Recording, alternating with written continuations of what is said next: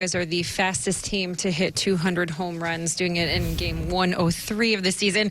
How nice was it to see it come in a big inning like that to kind of set the tone and a win?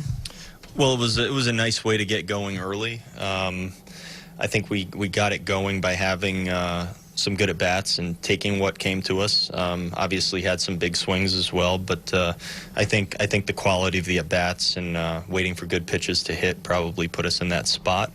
And it's nice to jump out to a lead. It changes the game going forward in a lot of different ways, all positive for us. So it was very nice. And it gave Big Mike some nice run support. He continues to be pretty automatic when it comes to these quality starts. Anything jump out to you about this one here tonight? What jumped out was him going out there again in the seventh inning and giving us a really nice, efficient inning at the end of his start to cap it off. Those extra innings, especially when the game is in our favor, and our guys can go back out there and get some more outs for us that our bullpen doesn't have to come in and get. It's huge, and for him to go out and do that in the manner that he did it, it was just very nice to see.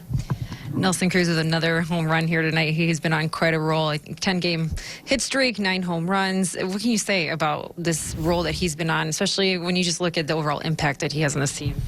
Yeah, he's swinging the bat okay. He's doing fine. I don't know how much more locked in a person can get. I mean, this is Major League Baseball, and the pitchers are good, and they have good stuff, and they know what they're doing too. So to watch a guy get on that kind of role and help contribute, and at times sometimes even carry the team at certain points is beautiful. And we've had a bunch of good at-bats from a lot of different people, but we're talking about Nelly specifically, and it's been a very cool experience watching him do his thing. Can you guys feel that impact on the quick inning by Pineda after the home run the inning before? I think he had a 1-2-3 inning in the fourth. Does that change things a little bit? Maybe slow them down a little? Yeah, I mean, the energy of the game is real, and when you score, generally speaking, there's a lot of different situations we can talk about. When you score, it's nice to shut the other team down, and a lot of different ways where teams get momentum and they start feeling good, when things go their way, and to be able to kind of end that, to kind of stop a team in their tracks any way that you can. You try to do it, and in general, I think that it's a real thing. It's not just something we talk about. It's not make-believe. I think it's real.